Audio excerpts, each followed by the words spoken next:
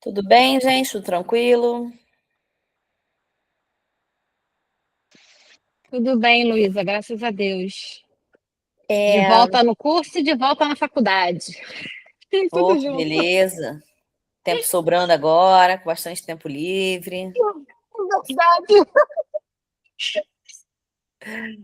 Bom, vamos lá. Falando de infância, vamos falar sobre narcisismo infantil, tá? O narcisismo infantil, ele é um processo natural, tá? Toda criança é narcisista, tá? Até ali, o final da segunda infância, a criança ainda tem um pouco de narcisismo. E até entrar no início, né, da segunda infância, a criança é muito narcisista. Isso não é um problema, diferente na vida adulta, tá? O narcisismo infantil, ele é uma, uma construção da própria capacidade da criança de compreensão de mundo e compreensão do outro. Então, a criança, ela toma o mundo a partir dela, né? Claro, através da visão dela ela enxerga, através da audição dela ela ouve, através do tato dela ela sente. Então, ela toma o mundo a partir dela, a partir do eu. Então, o mundo gira em torno dela, né? O neném, até mais ou menos ali os 6 meses de idade, ele acredita que quando ele não está em contato com alguma coisa, ou vendo alguma coisa, aquela coisa não existe, né? Então, se você esconde o seu rosto e você aparece e fala, achou, ele te achou mesmo, porque enquanto ele não te via, você não existia. Você desaparecia do mundo, não estava na vista dele. Isso é narcisismo, né? Se eu não vejo, se não faz parte da minha identificação do meu eu, né? Se não está na percepção do meu eu, então não existe. O mundo existe porque eu existo, né? Aí, ali por volta dos 6 meses, a criança tem a chamada crise da angústia da separação, tá? A gente vai ter um modo depois mais profundo sobre isso, tá? De psicanálise infantil, a gente fala de Winnicott, falar de Melanie Klein, a gente vai falar detalhe das crises, movimentos ali até o primeiro ano de idade, mas esse de 6 meses é um marco muito importante, que é justamente quando a criança começa a perceber que, principalmente a mãe, né? Quando a mãe não está com ela, a mãe está em algum lugar. A mãe não desaparece no mundo e aparece para ela. A mãe, ela existe independente da criança. E ela começa a pensar, nossa, se minha mãe não tá aqui, ela tá em outro lugar. Então ela pode não voltar. Então depende da minha vontade que ela volte. Depende da vontade dela. E ela faz que a criança fica muito apegada, chora muito, fica muito grudada com a mãe, dorme mal, fica ansiosa, né? Por causa dessa angústia de separação, né? Que é entender que a mãe tem vontade própria. A mãe não existe porque ela quer que a mãe exista. Né, ao longo da primeira infância, a criança vai entendendo cada vez mais que as outras pessoas existem independente dela, né? Primeiro é a existência, aí, com 6 meses. Existência no sentido mais físico mesmo, né? As pessoas têm vida, elas existem como indivíduos, né? Como seres. Depois começam de uma forma mais complexa, tipo, tem gostos diferentes. Então, ela não gosta de cenoura, mas a mãe pode gostar, né? É, ela tem que dormir, sei lá, 8 horas da noite. A irmã mais velha não. Aí começa a brigar. Por que que a minha irmã pode dormir tarde e eu não posso? Né? Então começa ali, a criança vai começar a entendendo essas, essas diferenças entre o eu, né, entre o ego, e as pessoas em volta dela. Quando a criança vai para a segunda infância, aí, né, é importante a gente resgatar o que a gente falou na última aula, né? Que é aquele momento social da sociabilização, que o mundo se expande, né? Sai do mundo interno ali da família e vai para um mundo maior, um mundo externo, que normalmente, pela inserção da criança na sociedade, geralmente é a escola, né? A criança ela começa a aumentar, ampliar essa capacidade dela, né? E ela começa um processo mais elaborado que vai culminar, né, ali no desenvolvimento da empatia e no fim do narcisismo infantil. Então ela começa a ver que as pessoas não são só diferentes dela, mas são diferentes da família dela, são diferentes da realidade que ela conhece, tem realidades diferentes. A criança, até ali mais ou menos os 6, 7 anos, ela não é empática, né? Ela não tem essa capacidade. Ela é o que a gente chama de simpática, tá? Pat, né? Patos, né? Aí vem o pático, né? Do simpático, do empático. Patos significa sentimentos, né? Paixão, sentimento, não paixão de amor, mas de sentimento, sentir. Então, sim significa similar, parecido, tá? Então, simpático é ter um sentimento parecido, sentir de forma parecida. O que isso significa, né, na prática? Eu, por exemplo, eu sou mãe de 2 filhos, tenho um bebê e tal. Se alguém chega para mim e fala assim, cara, dormi péssimo, meu filho tá numa crise de 1 ano e não tá me deixando dormir. Na hora eu vou sentir aquela dor daquela pessoa, porque eu acabei de passar por essa crise de 1 ano. Né? Meu filho adiantou um pouquinho, passou com 11 meses, ele passou a crise de 1 ano. Na hora, mas eu não tô sendo empática, eu tô sendo simpática, eu tô lembrando da minha dor de não dormir e tô percebendo que ela tá com a mesma dor que eu tive. Isso é simpatia. É você sentir junto com o outro, sentir igual ao outro, sentir né, o mesmo que o outro. A criança, ela é simpática, ela pode ser simpática. Ou seja, ela pode sentir junto com o outro. Então a criança fala assim: eu tô triste porque o meu brinquedo favorito quebrou. Aí a criança pensa, ainda que é muito rápido, gente, você forma, não é um pensamento complexo, não é assim, pensa na hora, né? Associa mentalmente. Poxa, eu ia ficar chateada se o meu brinquedo tivesse quebrado. Então eu entendo que ela tá chateada. Aí eu me sinto simpática a ela, eu abraço, eu falo, vai ficar tudo bem, sua mãe compra outro, pede no Natal, pede Papai Noel. Eu sou simpático. Eu pego a dor dele e associo com a minha própria dor. Simpatia. Depois ali, principalmente a partir dos 8 anos, né, 8, 9 anos, a criança começa a desenvolver, com 7 começa, mas realmente começa a ter um sentido maior a partir dos 8, 9 anos, a empatia. Empatia não é sentir junto, né? Então, se patos é sentimento, né? E sim, é igual, é similar. Emp é dentro, tá? Então, quando você pensa em alguma coisa que é interno, né? Então, por exemplo, endotérmico, né? Seres endotérmicos, são seres que produzem o próprio calor a gente, né? A gente se aquece sozinho.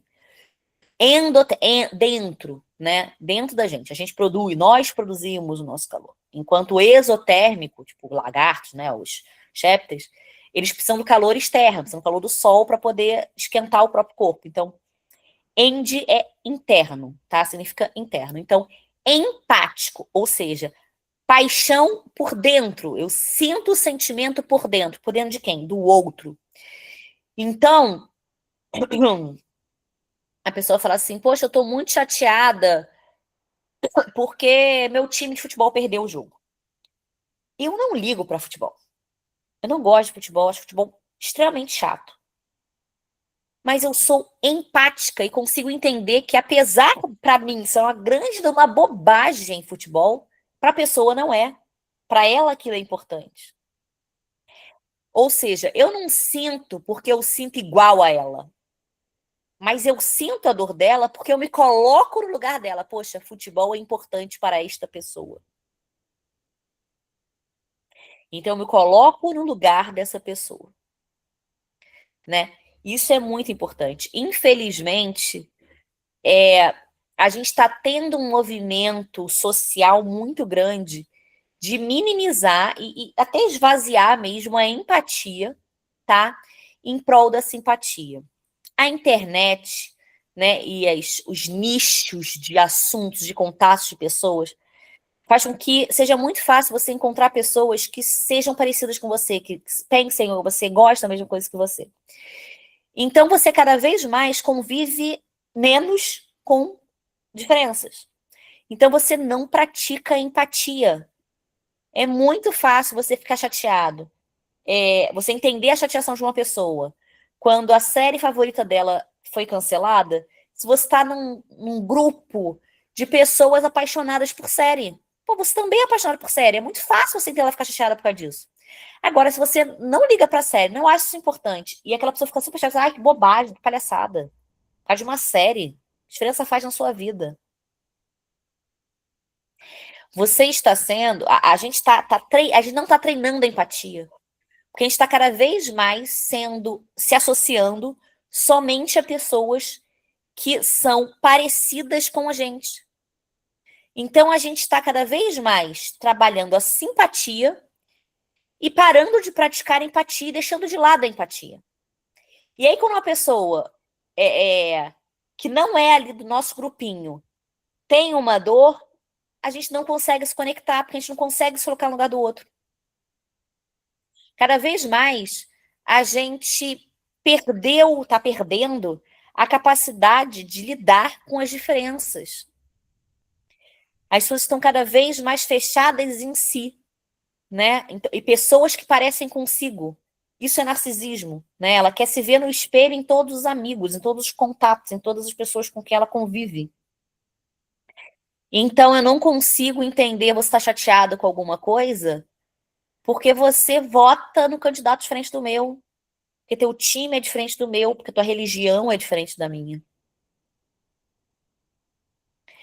Então, as pessoas estão cada vez menos empáticas.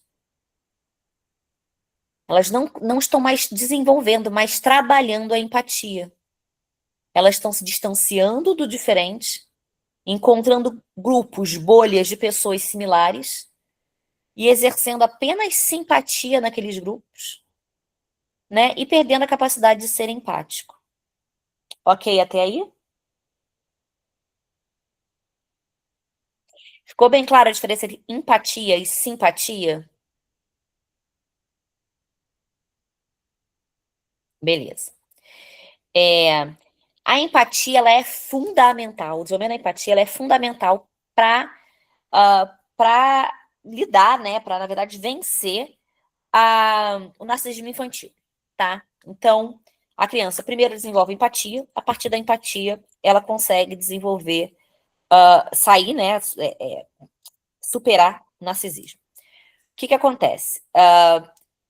A partir da empatia, quando a gente consegue começar a se colocar no lugar do outro, ao mesmo tempo que a gente está se colocando no lugar do outro, a gente está saindo do nosso lugar. A gente está parando de medir o mundo pela nossa condição, pela nossa vista. Porque eu estou agora, nesse momento, sentindo o lugar da outra pessoa. Então eu consigo desenvolver uma percepção de mundo que não é centrada no meu eu, né? E conforme eu pratico a empatia, eu começo cada vez mais a entender até que ponto aquilo sou eu e aquilo é o mundo, né? Até que ponto as pessoas percebem dessa forma, até que ponto eu percebo dessa forma. E aí, a gente supera o narcisismo de forma natural, né? A gente acaba superando. Eu paro de ser o centro do mundo, eu começo a entender que o mundo não gira em torno de mim, né? Eu começo a praticar empatia, começo a me colocar no lugar dos outros, entender o mundo pela ótica de outras pessoas, entender que as pessoas têm óticas diferentes, que a minha verdade não é absoluta, logo superei o narcisismo.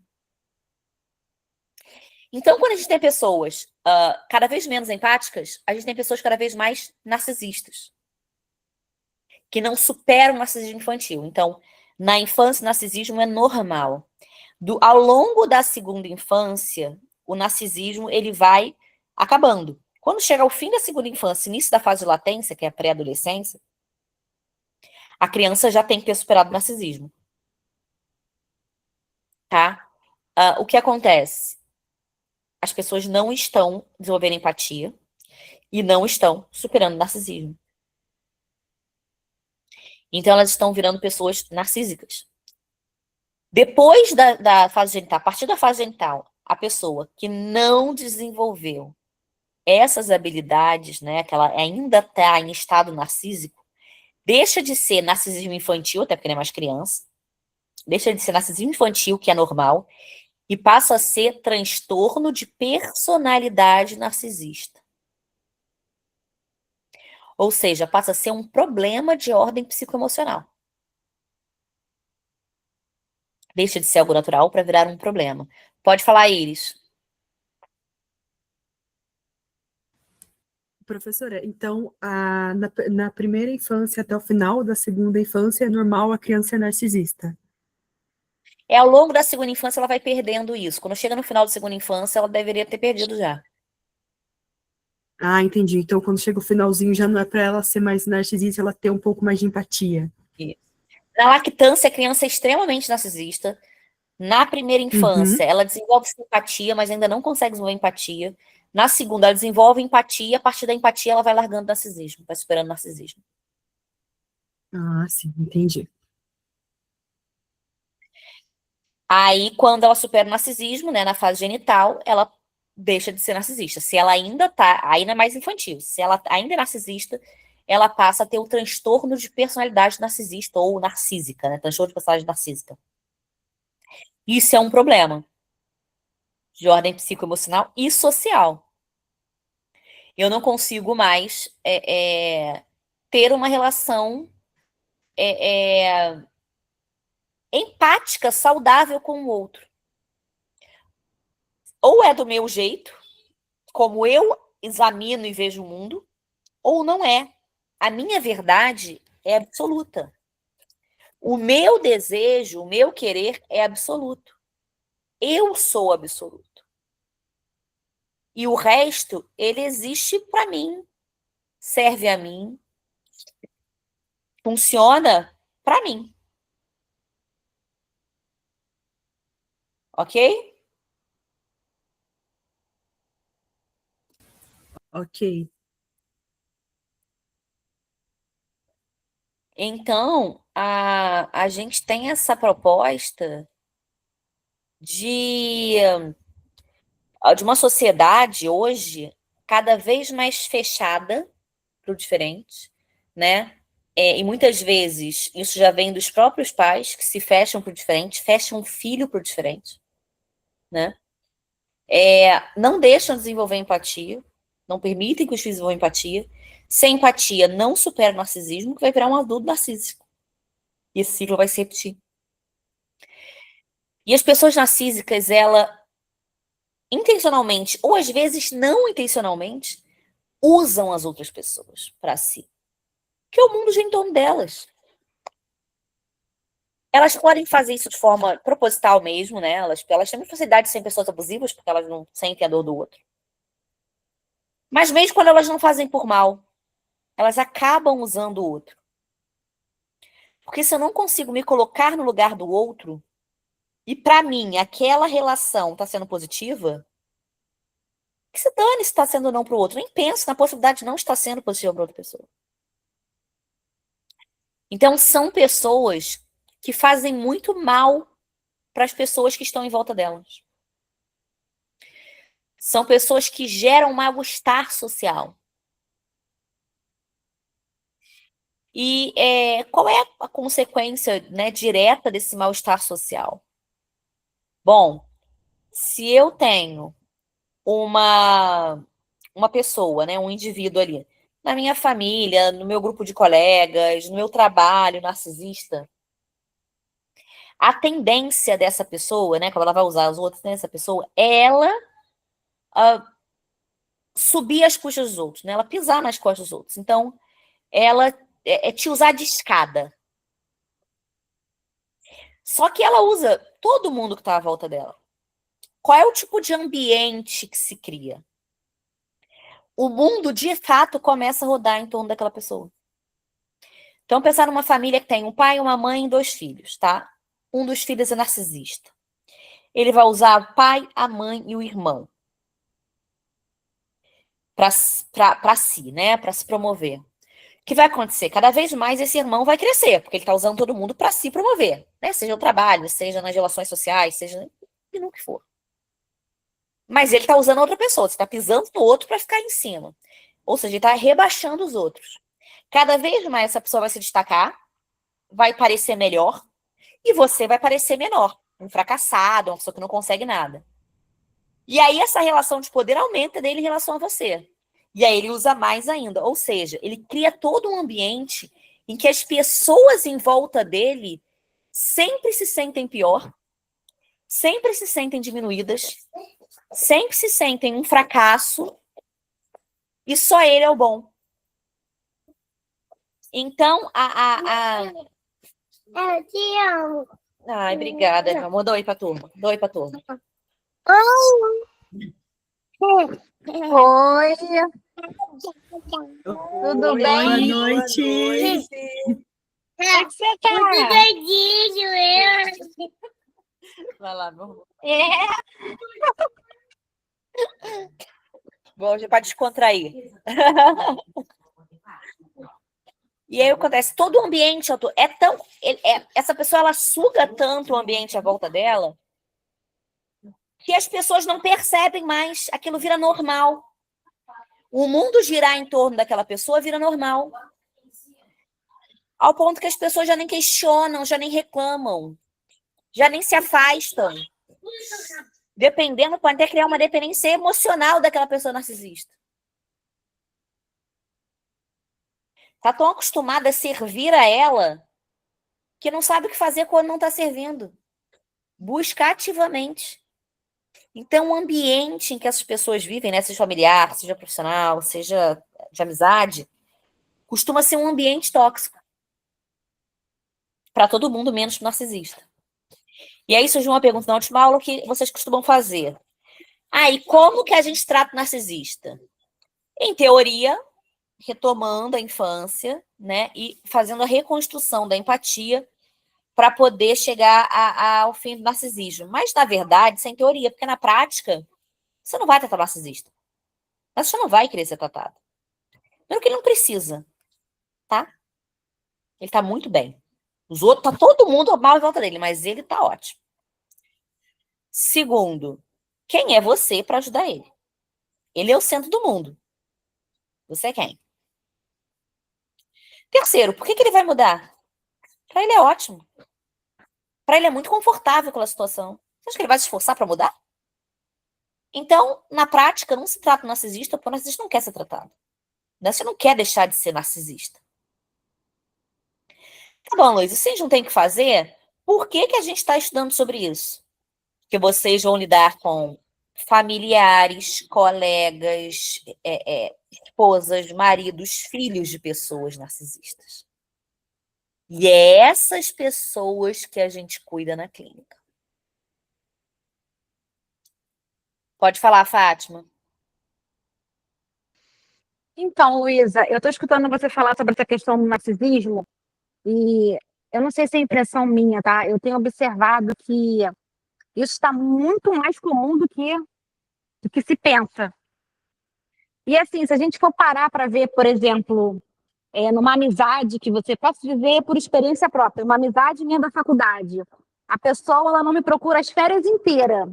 Quando está próximo de voltarem às aulas, ela começa a me procurar, começa a me bajular e fazer acontecer. E você começa a perceber que, de alguma forma, ela está tentando manipular você. O que eu quero dizer é o seguinte, hoje em dia, você vê, na maioria das pessoas, esse narcisismo. Como que a gente consegue, de alguma forma, não ficar, assim, julgando as pessoas nesse ponto? Porque eu vejo isso demais na maioria das pessoas. Você entende o que eu tô falando? Sim, entendo. É isso. Sim, não é impressão sua, tem aumentado, e né, esses fenômenos que eu falei, né, das bolhas de interesse que você parou de praticar, a gente parou de praticar empatia, praticamente, né? Existe muita gente que praticamente não fala, não convive, não fala, não convive, não lida com pessoas diferentes dela. Isso impede a empatia. Então você não consegue resolver, sair do narcisismo, né? E sim, as pessoas passam por cima de você, elas te usam, e às vezes elas nem têm como, muitas vezes, tá? Elas nem fazem assim intencionalmente. Não que elas se incomodem muito se for intencional, mas às vezes nem é só natural para elas. Entendi. Não, é muito natural. Porque, por exemplo, hoje eu cheguei para essa minha amiga e falei, olha, eu, depois de 3 anos, falei que não ia mais fazer parte do grupo de projeto. Eu queria conhecer pessoas novas, que eu ia sair e tudo mais. Aí ela virou para mim e falou assim, não tem problema não, mas eu posso te pedir um favor? Você pode colocar meu nome em todos os trabalhos, eu nem preciso fazer parte do teu grupo, mas só de você botar meu nome eu já estou feliz. É. Entendeu? Então, assim, e ela, de alguma forma, eu vejo que ela tem algo nela que ela me trava. Como se eu dependesse da validação do narcisismo dela para poder O sobressair. narcisista faz muito isso, porque como ele cresce e você diminui, parece que, poxa, ele é o mestre e eu sou um subordinado. Exatamente. Só que eu vejo muito isso A na maioria relação das de pessoas poder. hoje em dia. É, Sim, exatamente. cria uma relação de poder. Pode falar, Iracema. Então, Luísa, nesse ponto que você tocou da empatia e simpatia, eu não entendi aonde chegaria a empatia e aonde alcançaria a simpatia. Qual seria o elo, né? Então, a simpatia é quando você sente, você entende o que o outro sente porque você sentiu igual ou muito parecido. Então, você fala, ou você consegue se colocar naquele lugar de uma forma muito fácil. Por exemplo, alguém fala assim, poxa, eu tô muito chateada que meu cachorro morreu. Fala, poxa, se o meu cachorro morresse, eu ia ficar muito chateada.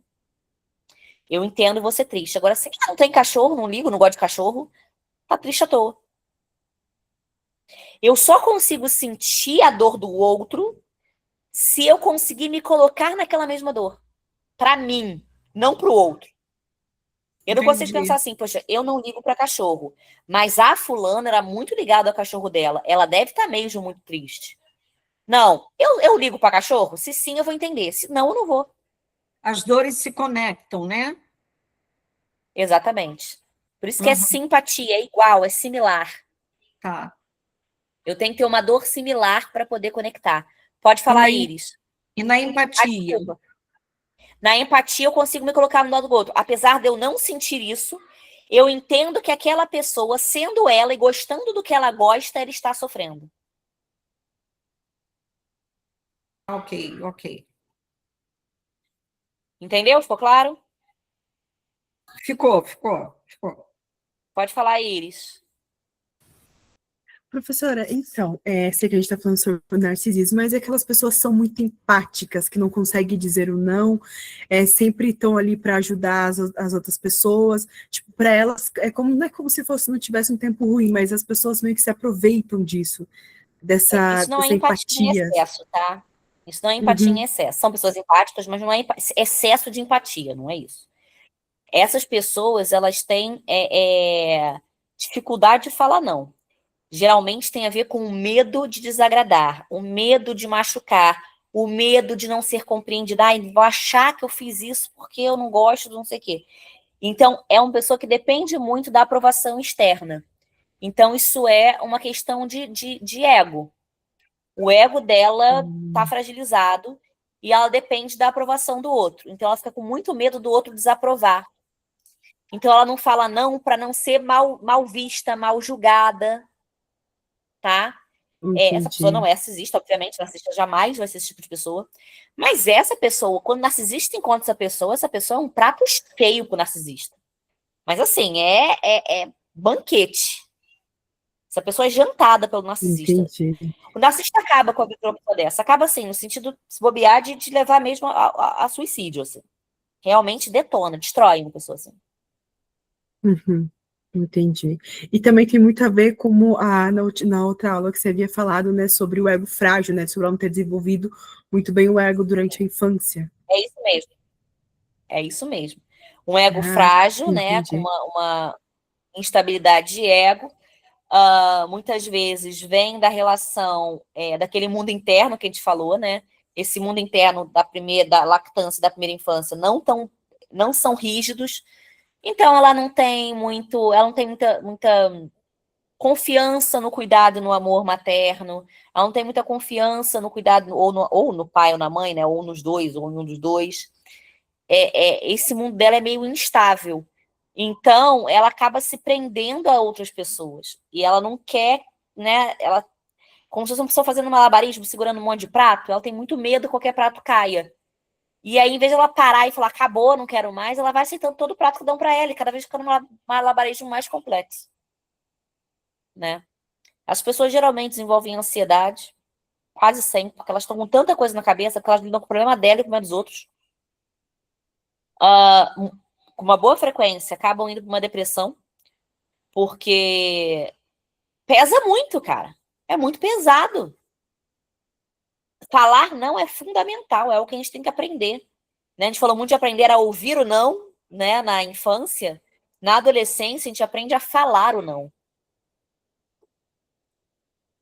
É que a gente não chegou em adolescência ainda. A gente vai falar de adolescência, né? Não é não nesse módulo. Mas se a gente aprende a ouvir não enquanto em criança, na adolescente a gente aprende a falar o não. Ok? Ok, Ok, Iris? ok. Beleza. Fala, Fátima. Obrigada.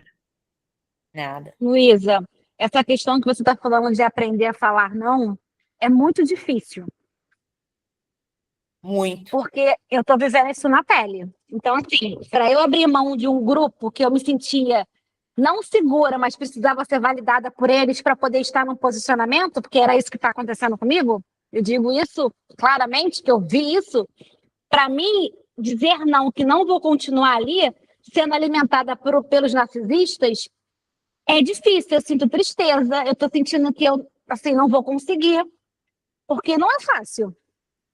É como se fosse algo viciante, entendeu? Me faz mal, mas é como se fosse algo que eu precisasse daquele narcisismo dela ali para eu sobreviver. Então não é fácil falar não. Eu consegui sair do grupo, mas eu vou te dizer, debaixo de muita terapia, porque não é mole não.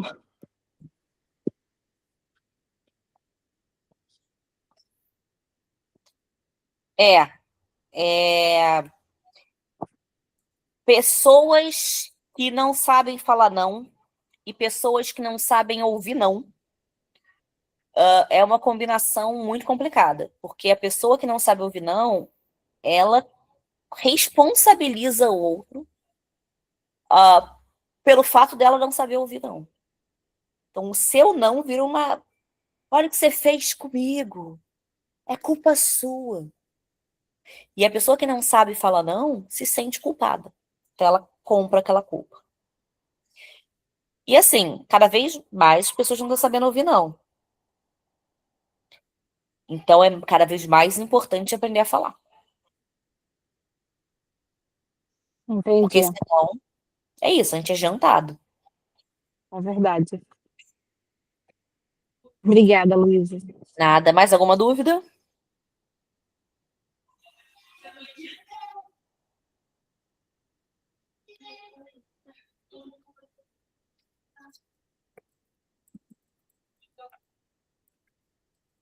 Hein, gente?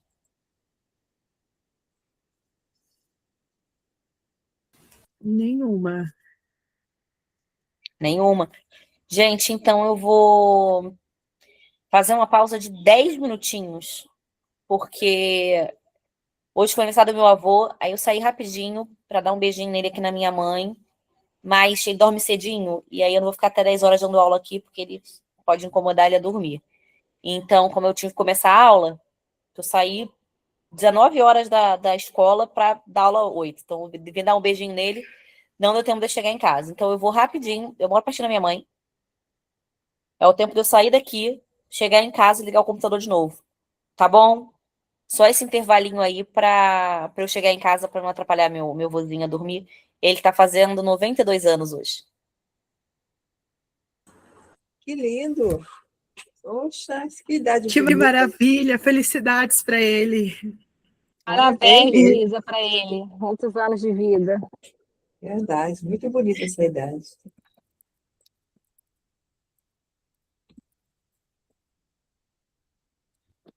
Bom, gente, então é isso, tá? É bem rapidinho mesmo. Já voltamos.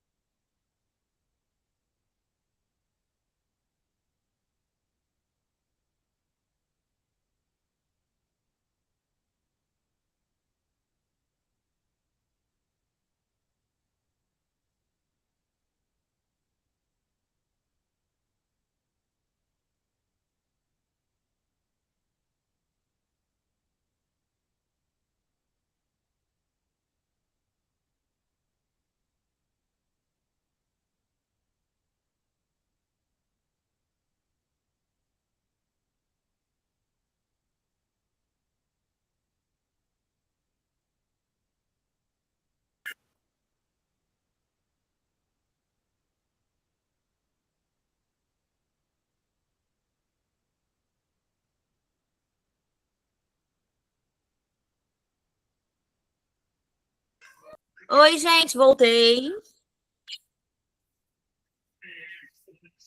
Vamos lá.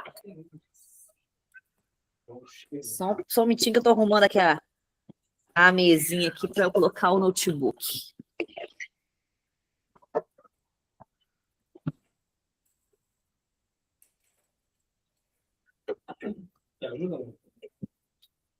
Sim, bom. Não tá entrando. Calma. Bom, vamos lá, ver se a gente consegue aqui montar a mesa enquanto isso. Então, entendido essa parte do narcisismo infantil? Alguma dúvida até aí? Sim, tem narcisismo infantil em adulto? Tem narcisismo, transtorno de personalidade narcísica. Tá bom, mas não é tipo criança em adulto, não? É uma pessoa que não supera, mas aí vem o problema quando você é adulto. Beleza? Eu conheço vários. Ô, Luísa, eu tava procurando aqui. Eu falei, gente, que voz de homem é essa que tá aqui? Onde é que tá esse O marido tá homem? montando a mesinha aqui para mim, para eu conseguir colocar o notebook. Aí eu reparei que era aí. Bom, então vamos lá.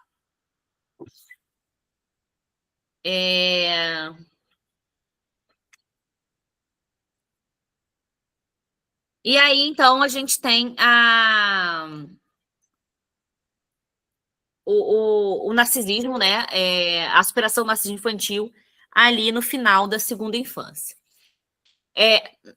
Na prática, né? O que acontece com a criança no período do narcisismo infantil? O que se envolve? Bom, envolve uma dificuldade muito grande da criança de entender emoções do outro, né? E muitas vezes até de entender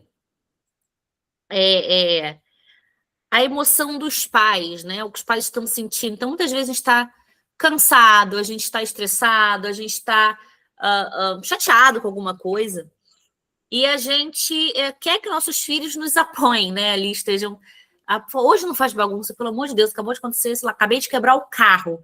Não, por favor, hoje se comporta, não estou aguentando, não estou conseguindo lidar com isso. A criança parece que aquele dia ela tira para te perturbar. E isso gera muita frustração, às vezes, nos pais. Mas é porque ela realmente não consegue, ela não tem essa capacidade, né? E isso gera uma frustração muito grande. A criança vê que você está distante, que você está, né? Você está chateado, então você não está dando tanta atenção, não está tão presente, não está brincando. Então ela quer chamar a sua atenção, ela começa a aprontar, né? Ela só está pensando nela, de fato, né? Mas é porque ela ainda está na fase de narcisismo. Ok até aí, né? Bom, além do narcisismo infantil, um outro ponto importante a gente falar também sobre os períodos, né, da infância, né, da lactância, primeira e segunda infância, é a relação da criança com a posse, né, a relação pessoal da criança, de posse, possessiva. A criança, ela tem, né, a gente vai chamar de egocentrismo infantil, né, está muito ligada ao narcisismo. Se o mundo gira em torno dela, né, se tudo serve para ela tem uma tendência de posse muito grande, né, então tudo é meu, né, e isso vale para objetos mesmo, brinquedos e tal, mas vale muito para pessoas também, né, minha mãe, minha avó, né, tudo é muito meu, eles falam o meu de boca cheia, né, eles gostam do meu. E eles tendem a tomar para si tudo que eles acham importante. Então, assim, na creche mesmo, chega lá uma criancinha, tem uma criança brincando com um brinquedo. Aí a criança pega, e não é da escola, não é nem de um nem do outro. Mas por quê? Porque ela gostou, né? O meu, eu quero brincar. Então, ela toma posse para ela. A criança ela tende a ter essa coisa da posse muito forte, né? Então, ela tem dificuldade de dividir, ela tem dificuldade de esperar a vez dela de brincar com alguma coisa. Ela tem ciúme, né, das pessoas, ciúme até dos brinquedos, vem alguém brincando com o brinquedo dela, nem tá brincando. Mas ver alguém brincando, é meu brinquedo, né? Isso é muito comum. Isso é principalmente na primeira infância, na segunda isso começa a melhorar, porque aí, né, aquilo que eu falei do superego, ela já entende que compartilhar, quando ela compartilha o brinquedo, ela ganha, né, ali um amigo, ela ganha uma recompensa social na primeira infância. Ela não liga muito para essa recompensa social. Então, ela requer muito a posse das coisas. Cadê a mamadeira dele? Desculpa, gente. Deve estar na geladeira ou tá lá em cima no Geladeira. quarto. Não, lá em cima não. Então, a criança requer muito, né, a posse das coisas. Ela pede muito a posse das coisas. Então, a criança pode ser muito ciumenta, né? Então, uma coisa que acontece, acho que todo mundo tem filho e já viu isso. Você pega uma outra criança no colo, filho de um amigo, ou então começa a brincar mesmo, dá um pouco de atenção para o filho de uma outra criança. Na hora, a criança sai de onde ela estiver e fala, é minha mãe. Isso já aconteceu com vocês? Provavelmente. Porque essa coisa da posse, né? É meu, né? Não, ninguém pega. Então, esse trabalho da posse, ele é algo muito importante a ser trabalhado na primeira infância em especial, tá? Tem até uma máxima, muita gente fala isso, não sei se vocês já ouviram, mas é bem comum. Ter irmão é bom porque aprende a dividir, né? Já ouviram isso? Realmente, né? Na força você aprende a dividir, você aprende a ter que compartilhar. Hoje em dia as pessoas quase não têm irmãos mais, né? As pessoas estão cada vez tendo menos filhos. Então, qual é o principal ambiente em que você aprende a compartilhar? Na infância, na escola. Então, ali na escola, você começa a aprender a compartilhar, a dividir, né? A esperar a sua vez de brincar, entender que nem tudo é seu. Então, a escola aí entra com um papel muito importante nesse desenvolvimento, né? Do egocentrismo infantil, para que a criança ela para de fazer a posse. Inclusive, a linguagem da criança ela é muito egocêntrica, né? Ela fala muito a partir dela. Então, é muito eu, meu, né? Então, você fala assim, o que você comeu hoje? Eu pergunto para o marido, o que você comeu hoje no almoço? Ele fala assim, poxa, amor, comi jiló. Aí meu filho fala, eu não gosto de jiló. Mas nem foi ele que comeu, nem é para ele. Mas ele é o ponto, entendeu? Ele tá ouvindo, então é sobre ele, de alguma forma. Então ele fala assim, em vez de ele comentar alguma coisa, né? Perguntar, pai, você gosta de jiló? Então, a resposta dele, eu não gosto de jiló. Né? Então ele já vem com ele, né? Na comunicação, ainda que uma conversa, né? Ele já vai com quem eu sou nessa conversa. Eu não gosto de jiló. A gente, talvez, né, numa conversa dela, você falar assim, cara, quem gosta de jiló? Você gosta de jiló? Sério, jiló? Não, ele fala, eu não gosto de jiló. Quer dizer, é sempre o eu, né? Não é a estranheza do outro gostar, é o fato dele não gostar. Isso é muito, muito comum também, né? A fala é muito egocêntrica, a criança fala muito a partir dela. Então, por exemplo, meu filho fala assim, mãe, o meu irmão quer não sei o que lá. Não é o irmão que quer, né? É assim, ele tá com sede. Ele fala assim, mãe, o meu irmão tá com sede. Eu falo, filho, você tá com sede? Tô. Ele tá com sede, então ele acha que o irmão também tá. Ele tá cuidando do irmão dele, adora cuidar do irmão dele. Mas é isso, para ele cuidar do irmão dele é dizer o que ele quer e ele acha que se ele quer, o irmão também quer. Então o irmão chora por algum motivo. Ele fala, mãe, o meu irmão quer brincar com um carrinho vermelho. Eu falo, filho, por isso que ele tá chorando. Porque ele olha e fala, o carrinho vermelho parece legal, então deve ser isso que o meu irmão quer. Ele não pensa pelo irmão, ele pensa por ele, né? Então a criança tem essa questão do egocentrismo também, muito forte, durante essa fase da infância, principalmente na primeira infância. Na segunda infância, a criança vai, né, desenvolvendo tudo isso para que acabe na fase de genital, tá? Até aí, beleza? Sim, Luísa. Além do narcisismo e egocentrismo infantil, a criança, ela também tem o desenvolvimento, tá? Das noções de espaço-tempo. O que que é a noção de espaço-tempo?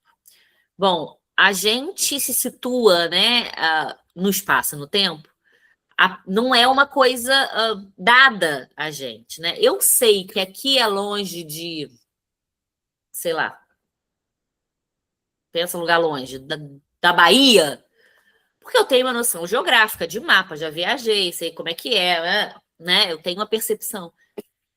Meu filho, ele não sabe a diferença entre Bahia e 3 quarteirões, né? No sentido de que para ele não entende esse espaço, essa distância nesse sentido. A minha família, ela mora em Minas, interior de Minas, uma cidade chamada Viçosa, uma parte da minha família mora lá. Inclusive, a prima mais próxima dele, filha da minha prima, que é um aninho só mais velha que ele, eles são super amigos, eles se adoram. E ela mora lá, né? E ele fala assim, a gente tá, né?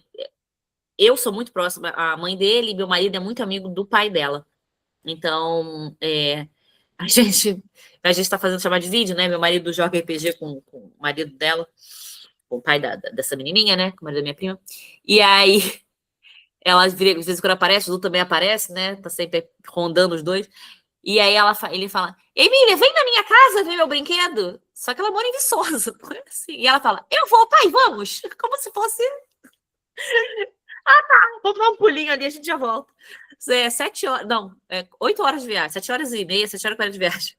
Então, assim, porque eles não têm noção de espaço, também não têm noção de tempo. Então, se aconteceu ano passado, se aconteceu há 2 anos atrás, se aconteceu, vai acontecer daqui a... Também não tem noção.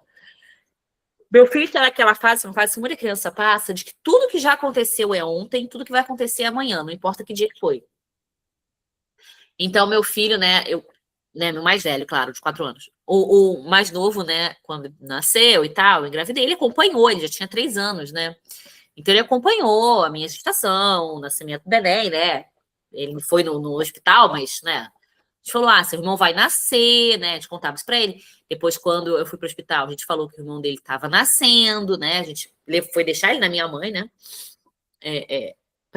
Meu marido foi deixar ele na minha mãe, explicou, né? Você vai ficar na vovó uns 2 dias, porque o seu irmão vai nascer e tal. Então, ele tinha essa noção de que ele ia sair da minha barriga e, né, ia ser um neném. E aí, ele fica, até hoje ele fala isso, menos, mas falava mais antes. Ele falou assim, ontem, quando eu morava na sua barriga, já tinha 4 anos. Ontem, quando eu morava na sua barriga, né? Então, para ele, tudo que é passado é ontem, né? Mamãe, ontem eu não sabia falar igual o meu irmão. Eu falei, filho, você já não soube falar igual o seu irmão, mas aí você aprendeu, né? Aí eu cresci. Isso, muito bem. Uma vez também ele falou assim, papai, amanhã eu vou namorar. Aí meu papai falou, que você namorar quem? Não sei, mas aí eu vou ficar adulto, vou arrumar uma namorada e vou beijar na boca. Aí meu pai, mas deixa esse amanhã mais pra frente.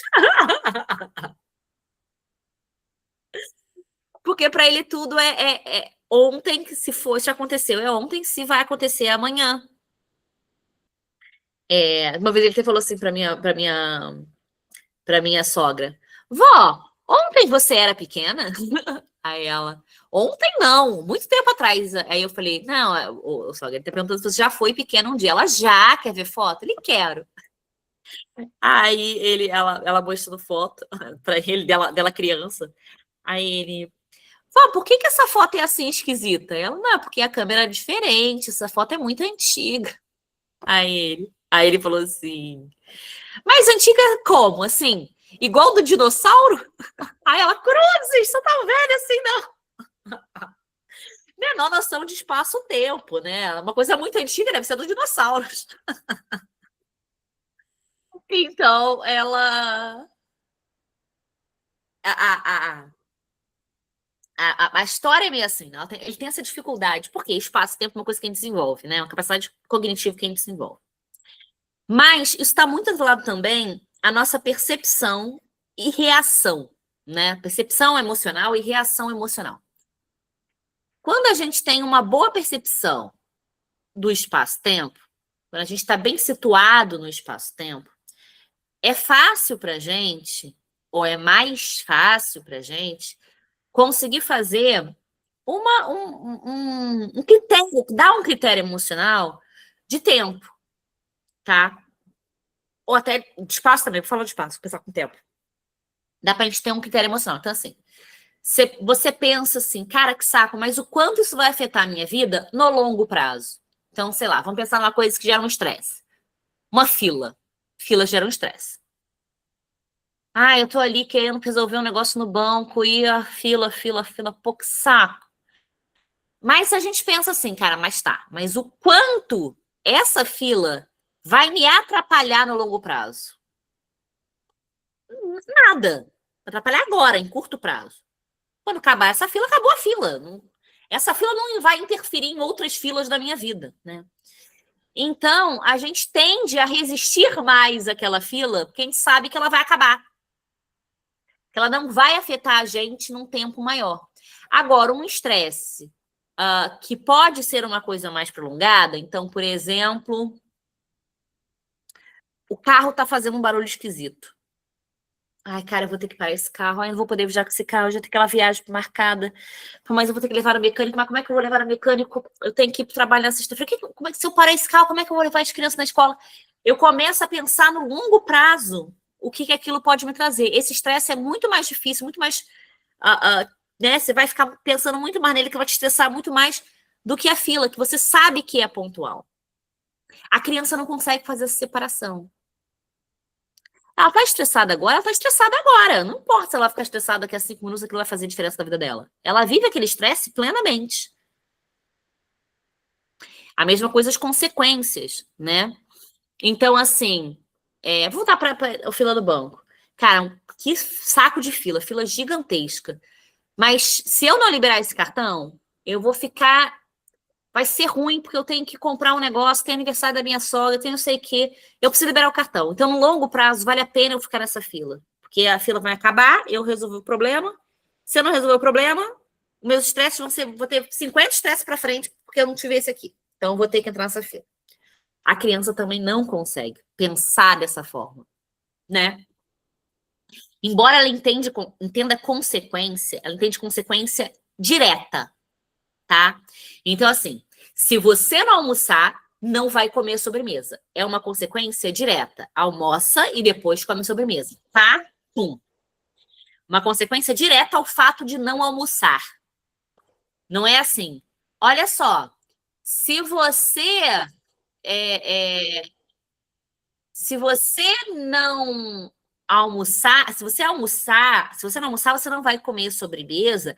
Aí você vai ficar com vontade e aí amanhã você vai me encher a paciência. Mas peraí, a paciência não tem mais nada a ver com o almoço. Entendeu o que eu tô falando? A criança não vai conseguir progredir isso num espaço de tempo, de uma coisa leva a outra que leva a outra. Então, a emoção da criança e a lida com a emoção, ela se dá diferente do adulto, por causa da questão do espaço, do tempo. E também tem a questão do espaço. O que é a questão do espaço, né? A gente já prevê, já calcula a nossa vida, levando em tempo de deslocamento, distância, dificuldade, às vezes chegar em algum lugar, pô, às vezes nem é tão longe, mas tem que pegar 2 ônibus, porque não tem ônibus direto. A criança, ela não calcula a vida dela assim, tá? Então, por exemplo, ela quer brincar com meu filho. Ele quer brincar com um brinquedo no banho. Aí ele quer o brinquedo do carro de bombeiro. Aí ele fala, papai, quero o brinquedo do carro de bombeiro no banho. Aí o papai fala assim, aí o pai fala assim, filho, o seu carrinho ficou na casa da sua avó quando você brincou na piscina. Ele não entende que é complicado ir na casa da avó pegar o brinquedo. Não é só ir ali na caixa de brinquedo dele e pegar o brinquedo. Existe um trabalho adicional. E aí, ele pode até aceitar, mas para ele, o pai dele tá de má vontade. Mas você disse que eu podia levar qualquer brinquedo. Por que que eu não posso? Mas fica na casa da vovó, busca lá, pega lá. Porque para ele é normal. Você vai pegar na caixa ali no quarto do lado, você pega na casa da minha avó, que mora em outro lugar, entendeu? Então, a lida da emoção e a compreensão da emoção é diferente para a criança. A gente entende, pô, não vou fazer isso não, porque vai dar muito trabalho, então eu entendo o trabalho que isso vai dar, então eu vou evitar. A criança não entende isso. Ela não entende isso. Ela fala, não, eu vou fazer. Aí ela cansa no meio, mas ela jurava que ela ia conseguir. Na cabeça dela, ela nem calculou isso. Ok, até aí deu para entender? Ou ficou muito confuso? Noção de espaço-tempo também é algo que a gente constrói, a gente, né, vem da parte intelectual, da parte cognitiva. E as nossas emoções, elas estão localizadas no espaço-tempo, né? E a gente vai entendendo o mundo a partir disso, ok? Outra coisa, outro ponto importante, né, o último tópico aqui, são as abordagens e experiências, tá? Emocionais, tá? Então, as abordagens é como, né, se lida com as emoções. Então, quando a criança faz malcriação, como os pais agem? Eles brigam, eles colocam de castigo, eles ignoram, eles tentam subornar a criança, né? Isso são como os pais lidam, né? São as abordagens, né? A forma que o pai disciplina, os pais fazem. E as próprias experiências emocionais, né? Então, o que aquela criança passou emocionalmente? Então, ela é uma criança que ela ficava muito sozinha, ela é uma criança que ela tinha outras crianças para brincar, ela é uma criança que tinha irmãos que não tinha, ela é uma criança que conviveu muito com adulto, ela é uma criança que convivia com pouca gente, ficava só ela, o pai e a mãe quase não saíam de casa, ela é uma criança que ela saía, ia para a igreja e tinha amigo no condomínio, e tinha... Quais são as vivências emocionais dessa criança? Ela é uma criança que os pais brigavam muito com ela, ou brigavam muito entre si. Ela era uma criança que recebia muito afeto. Ela era uma criança que tinha muita liberdade para brincar do que queria, ou tinha muita restrição do que pudesse brincar. Quais são as vivências, né? E quais são as abordagens emocionais que essa criança teve ao longo da vida? Isso influencia muito em quem ela vai se tornar. E aí, gente, não tem, assim, um certo e um errado, tá? Não tem, é a maneira certa de você abordar ou não abordar, não é isso. Mas, claro que tem personalidade, né? Isso sempre vai estar na equação quando a gente fala de ser humano, mas essa personalidade, ela é uma das inúmeras coisas que formam a gente quem a gente é. Certamente, né, as nossas vivências e abordagens, elas né, acabam, no geral, tendo um impacto muito mais forte. Junto com a nossa personalidade, sim, né, a gente pode reagir diferente dependendo da nossa personalidade, mas pessoas que têm vivências similares, elas vão ser mais iguais do que diferentes, mesmo tendo personalidades diferentes, né? Então, por exemplo, você pode pensar que pessoas que crescem num certo tipo de ambiente, por exemplo, ambiente de comunidade, com tráfico, com crime, elas têm referências e pensamentos e atitudes mais parecidas do que diferentes entre si, né? Do que diferentes. Mesmo tendo personalidades diferentes, porque todo mundo tem personalidade diferente. Você pensa em pessoas que cresceram no meio, por exemplo, pessoas que cresceram, que são filhas de pessoas muito famosas da Globo, artistas da Globo, que estudou em colégio, que estudou um monte de artista da Globo e que convive com artistas da Globo. Eles têm muito mais em comum entre eles, né, diferentes das pessoas, do que diferenças, apesar da personalidade. Ou seja, as vivências, elas são muito mais fortes, né, as experiências de vida. Elas são muito mais fortes na construção de quem eu sou do que a personalidade. A personalidade faz diferença, tanto que as pessoas são diferentes. Elas podem ter a mesma vivência e serem diferentes, porque elas vão ser, porque elas têm personalidade. Ela vai ser diferente. Mas é uma diferença. Não é a principal diferença. tá? Muitas vezes a gente joga a coisa na personalidade, né? Ai, porque fulano é assim. Não necessariamente, tá? Provavelmente, na verdade, não. Ele se construiu assim, né? Se ele tivesse vivências diferentes, provavelmente ele não seria assim, né?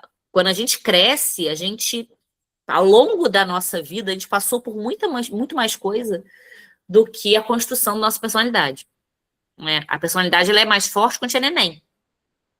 Conforme a gente vai ganhando experiência, a gente se molda muito mais pela experiência do que pela personalidade. Ok, até aí?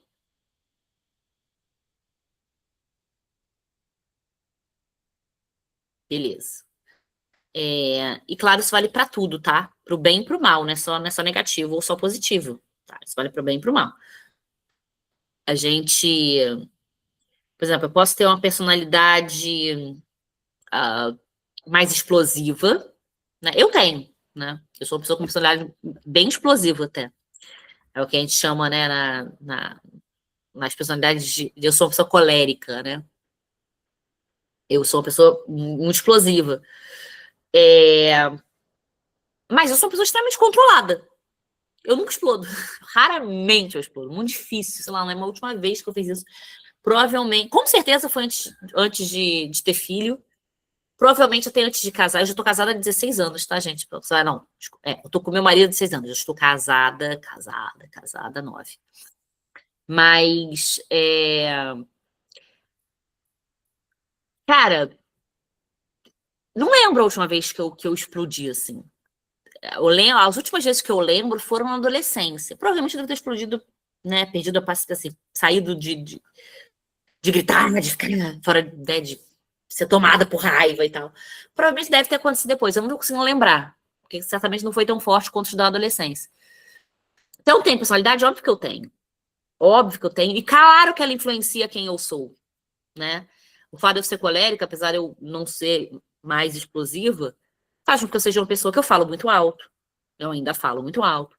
Sou uma pessoa que gesticula muito, né? Eu me movimento muito, sou uma pessoa inquieta, não consigo ficar quieta. Eu arrumo 150 coisas para fazer ao mesmo tempo, né? Então eu sou uma pessoa, mas eu não explodo mais de raiva por quê?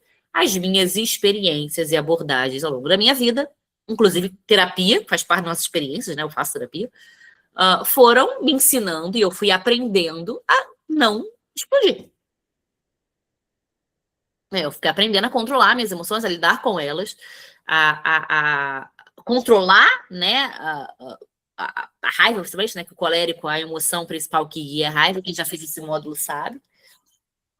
Então, eu fui aprendendo a lidar com isso ao ponto de que isso não chega a explodir mais, não chega a ser um problema mais para mim. Ah, mas se você não fosse colérica, sim, se você fosse uma pessoa fleumática, eu choraria em vez de ficar de gritar. Você pode trabalhar isso e não chorar mais. Entendeu? É a mesma coisa, não ficar mais mal a ponto de chorar. Não é só chorar de se engolir o choro, tal. Então, assim, não explodir porque eu fico me controlando para explodir. Não, realmente, aquilo não chega àquele ponto mais, porque eu trabalhei a emoção em mim. Eu sou fleumática, eu vou trabalhar a emoção fleumática. Agora, não vou entrar no detalhes, tá? A gente tem módulo sobre isso, para quem é novo, para quem não fez esse módulo ainda. A questão é, as nossas vivências, experiências, elas acabam sendo um ponto mais relevante do que a nossa própria personalidade. Então, assim, eu sou colérica, mas, apesar de eu ser colérica, é muito mais relevante para mim, para as minhas relações sociais, para minha lida com o mundo. Eu não explodir, eu tenho inteligência emocional e não explodir, do que eu ser ou não colérica. Imagina eu dando aula para vocês, eu sou uma pessoa completamente descontrolada emocionalmente, gente.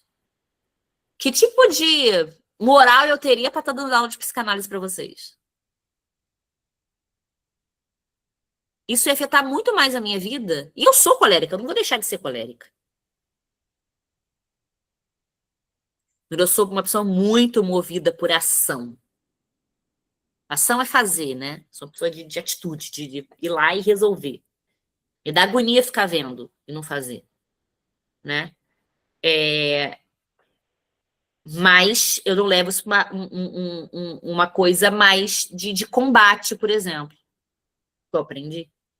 E isso, com certeza, o fato de eu ter aprendido isso melhorou muito a minha vida. Eu ainda tenho uma personalidade que a personalidade não muda. Quer dizer, até muda, mas muda da infância para a adolescência, depois não muda mais. Personalidade não muda, né?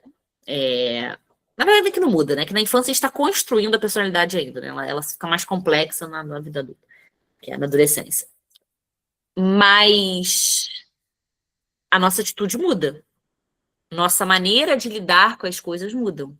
E isso é mais relevante do que a própria personalidade. Beleza até aí? E aí, por fim, para fechar essa aula, a gente tem que pensar também, né, quando a gente fala de vivências e abordagens, a gente tem que pensar nas nossas escolhas, né?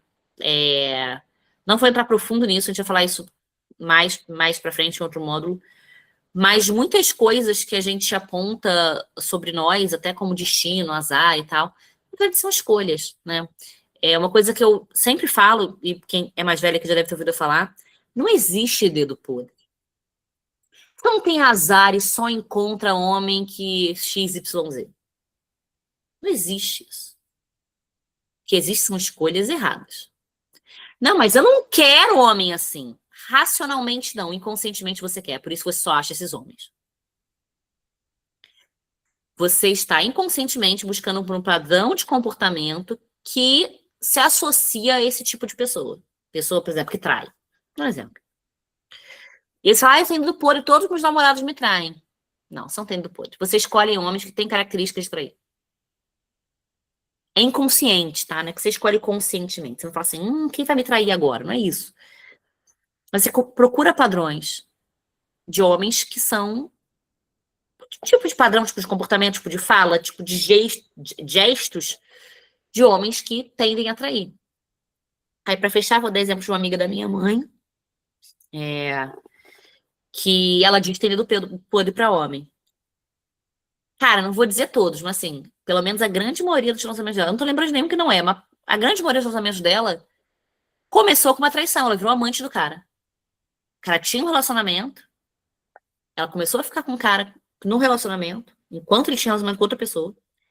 Aí a pessoa termina com a mulher pra ficar com ela.